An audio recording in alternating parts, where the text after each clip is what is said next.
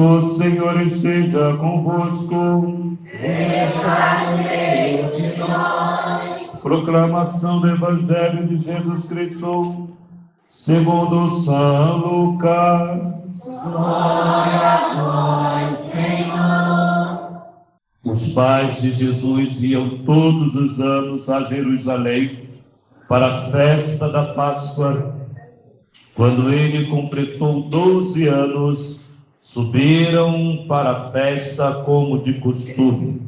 Passando os dias da Páscoa, começaram a viagem de volta.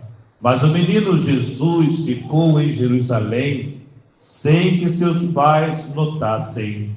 Pensando que ele estivesse na caravana, caminharam um dia inteiro.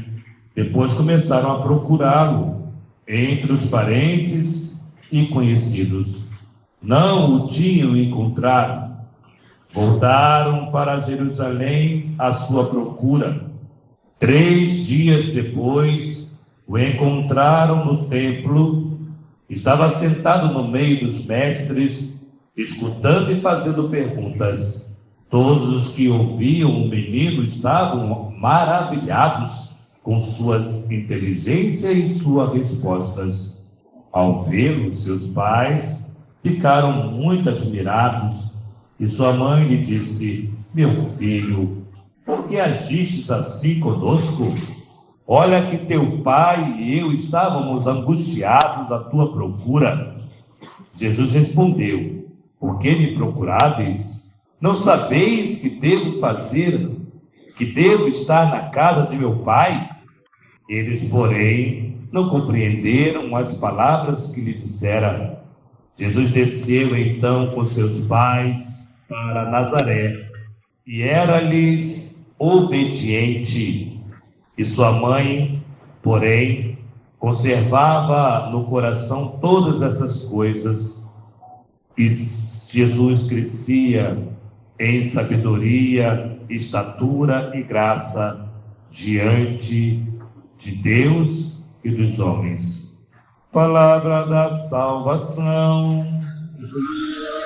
Glória ao Senhor. Sentemo-nos. Hoje celebramos a Sagrada Família.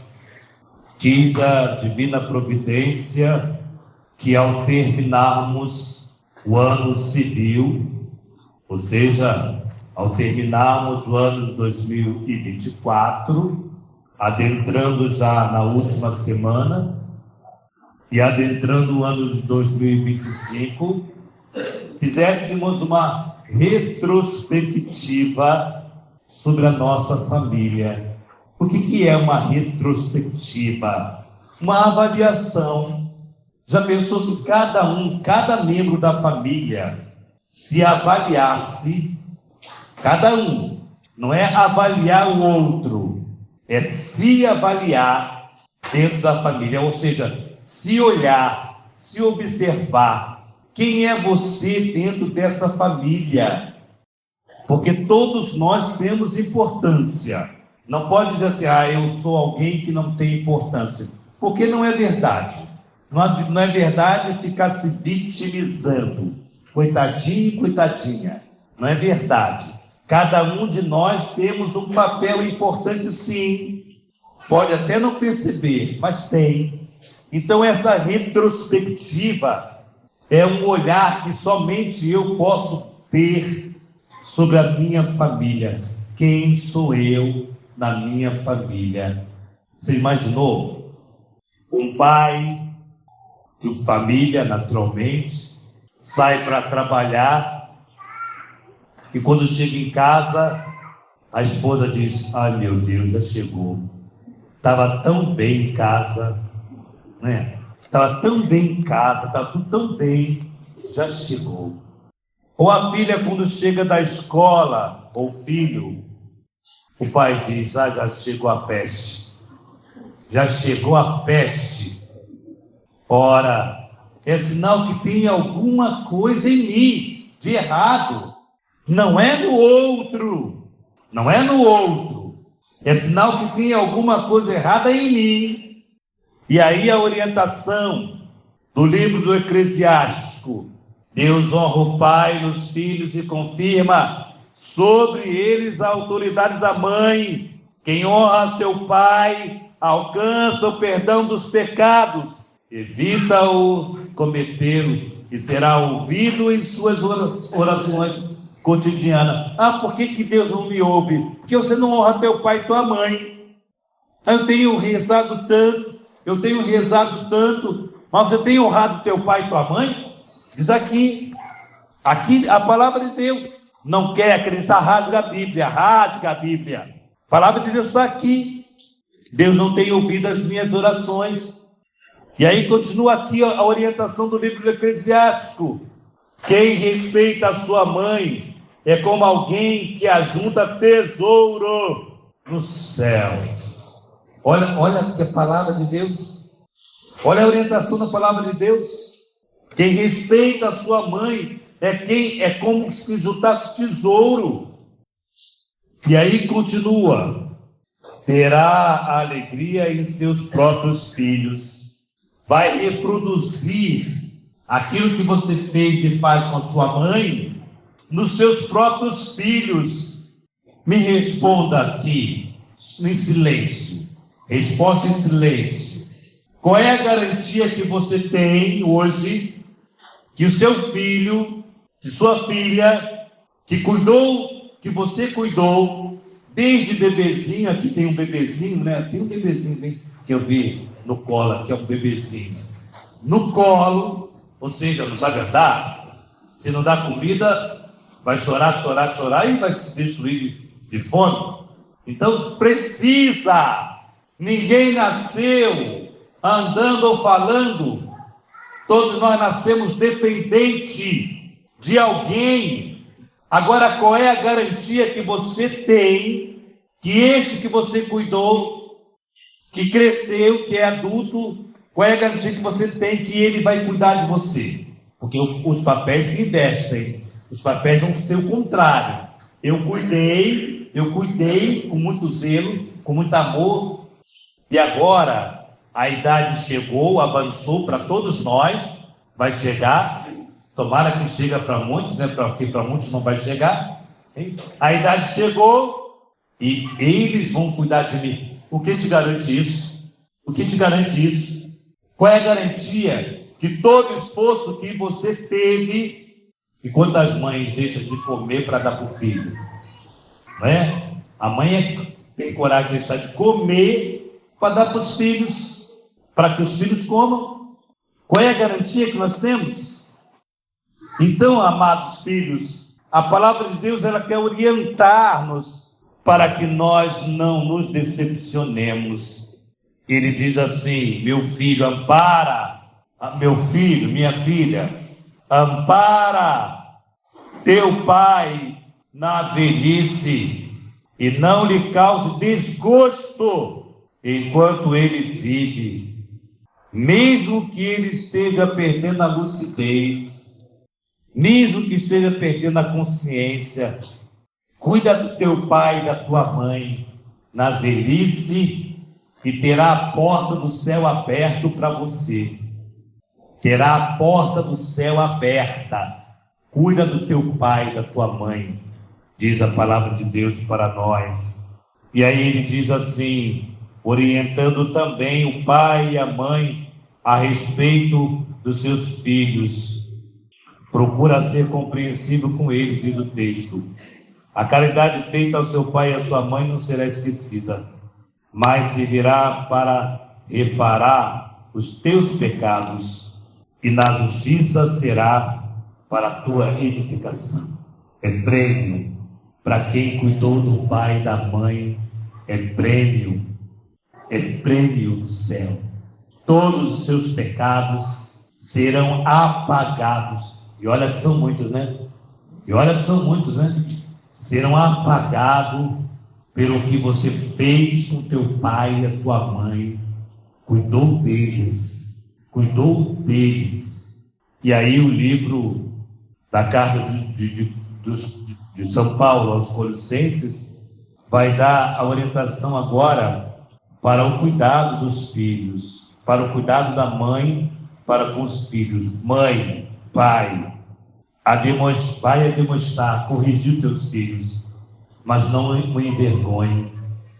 Não envergonhe. História é essa da mãe, o filho aprontou, a mãe dá uma surra no meio da rua, vai dando uma surra até chegar em casa. Não envergonhe seu filho. Não envergonhe seu filho. Corrija o teu filho. E a história é essa que não pode dar uma palmada no filho.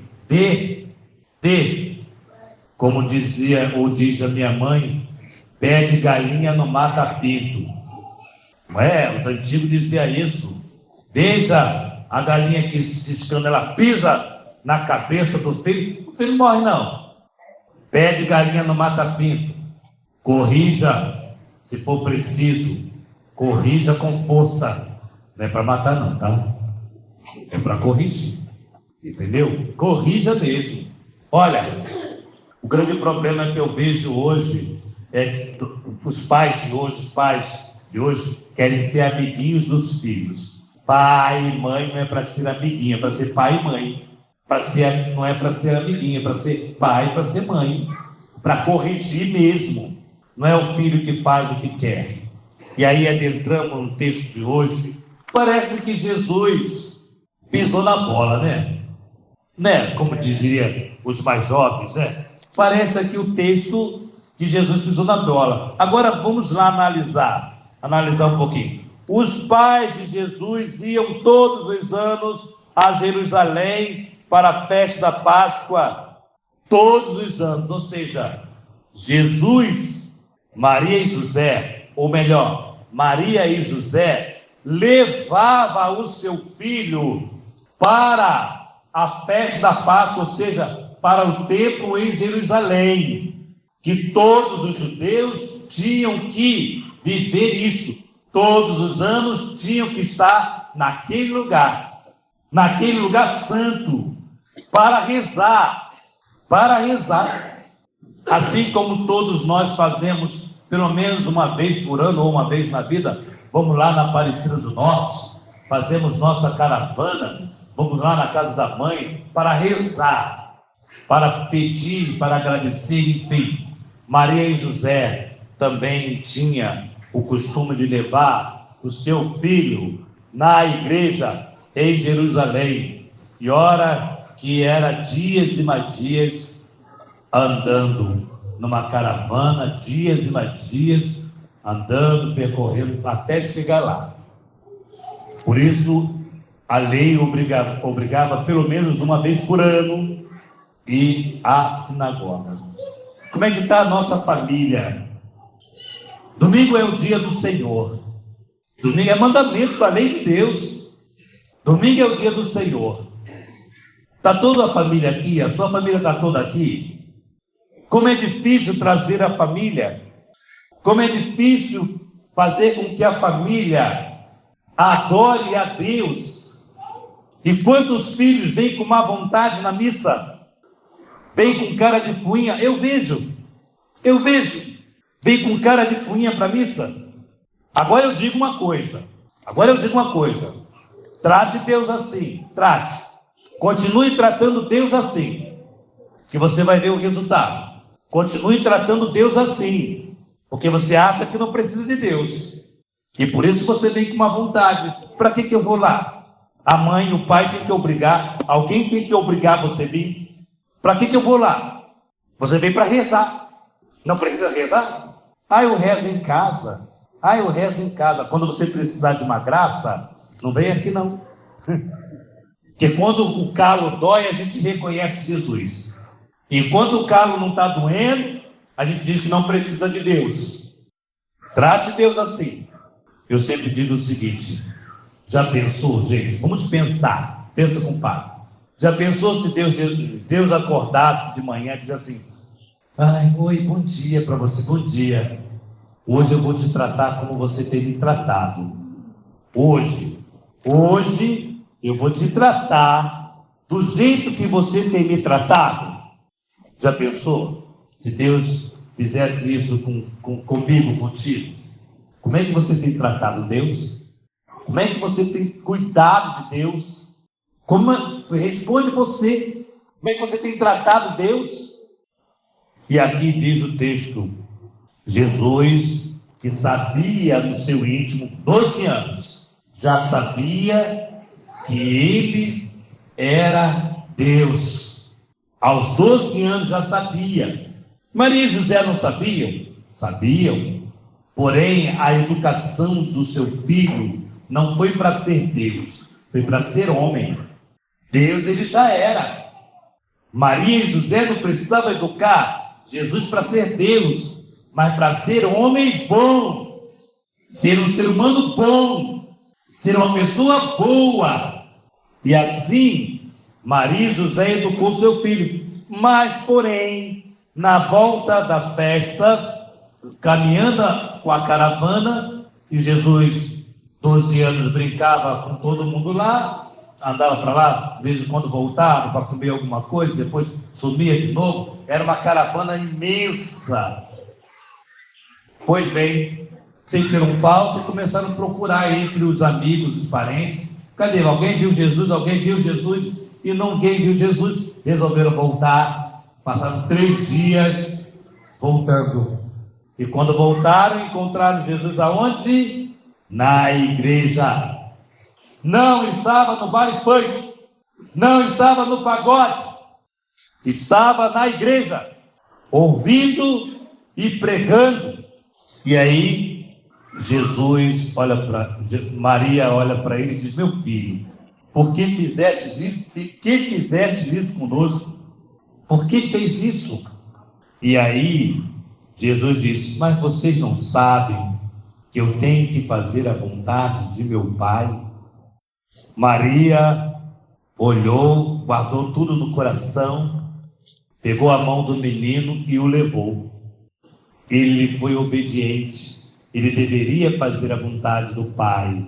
Ele já sabia, já percebia. Maria não entendia. Às vezes, filhos, para quem eu estou falando agora, para quem tem filho adolescente, falam de filho aborrecente, mas eu não gosto dessa expressão não, tá? Vou defender um pouquinho vocês. O padre bate muito nos adolescentes aqui, né? Vou defender um pouquinho só vocês. Olha, o adolescente, ele tem outro mundo, que não é o nosso mundo. Nós não vamos entendê-los. Nós não vamos entender o adolescente. E os adolescentes também não vão nos entender. Há uma crise muito grande de uma ideia de querer um entender o outro. O adolescente não vai nos entender e nós não vamos entender o adolescente, porque o universo que ele vive é outro. Por exemplo, a gente consegue entender uma criança, essas crianças que estão aqui brincando com carrinho, bonitinho, a gente consegue entender? Não. Eles estão nos entendendo? Também não. Eles têm outro universo. O adolescente, ele volta para essa fase aqui, ó. Essa fase onde eu não entendo e vocês não me entendem. Porém, existe o adolescente da igreja e o adolescente do mundo. Aqui eu preciso diferenciar. O adolescente da igreja, embora não consiga entender os seus pais, ele lhe será como Jesus, obediente. Falar com o pai, a mãe, o que eles precisam ouvir, embora eles não vão entender, e ouvir do pai, da mãe, o que precisamos ouvir, embora não vamos entender. E que confusão é essa, Padre? Tem uma confusão aqui. O que nós precisamos entender é que, enquanto adolescente, nós precisamos ser obediente. E o que é ser obediente? Obediente é fazer o que eu não quero. Isso é obediência. Isso é obediência. É fazer o que eu não quero. E eu faço porque sou obediente. Não porque eu quero fazer. Não porque eu quero. Vai lavar a louça. Eu não quero lavar a louça. Mas lavo porque sou obediente.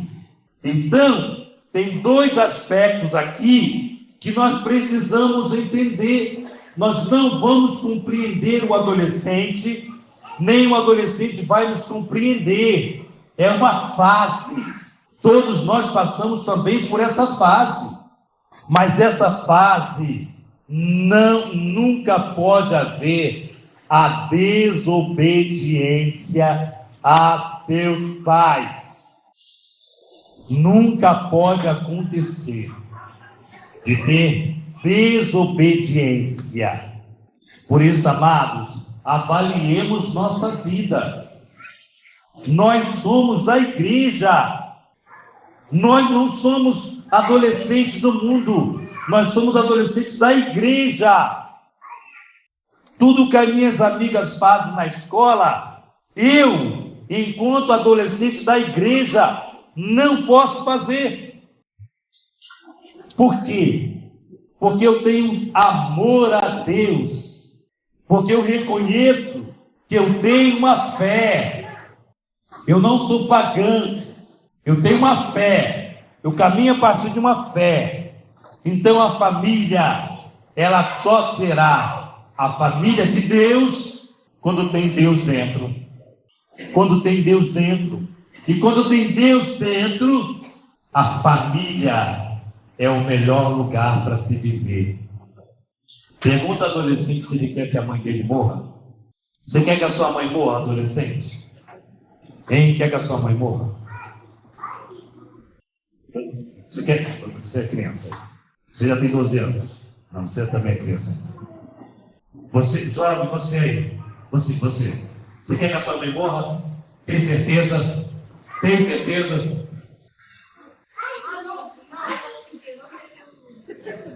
Você não está me ouvindo. Você não quer que ela morra. Não quer? Não quer. Então, por que você não quer? Porque você depende dela e você a ama. Então, por que não ser submissa à sua mãe? Por que não obedeça a sua mãe? Estou falando de você não, tá? Estou falando para você. Olha, compadre. Estou falando para você não. Estou falando do geral, tá? Não sei se você é assim, não sei. Tem cara de ser boa assim. Estou mentindo, tá? Tem cara.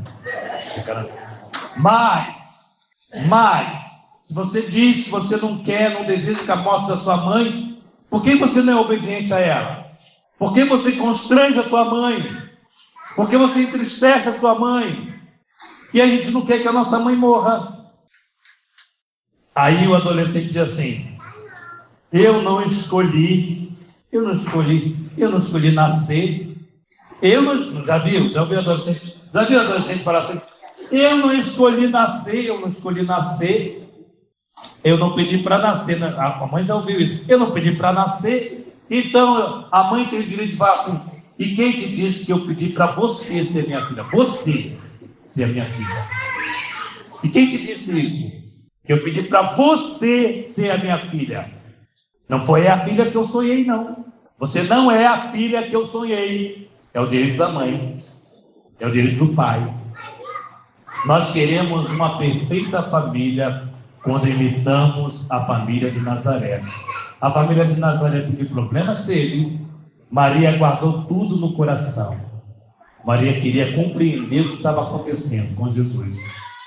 Então hoje nós somos chamados e provocados pela palavra de Deus para acolher a nossa família, olhando para nós, quem somos nós dentro dessa casa. Quem é o pai? Quem sou eu como pai? Quem sou eu como mãe? Quem sou eu como filho? Ou casal que não tem filho? Quem sou eu como esposo? Quem sou eu como esposa? Quem sou eu dentro dessa casa? Para avaliarmos todo esse ano que passou.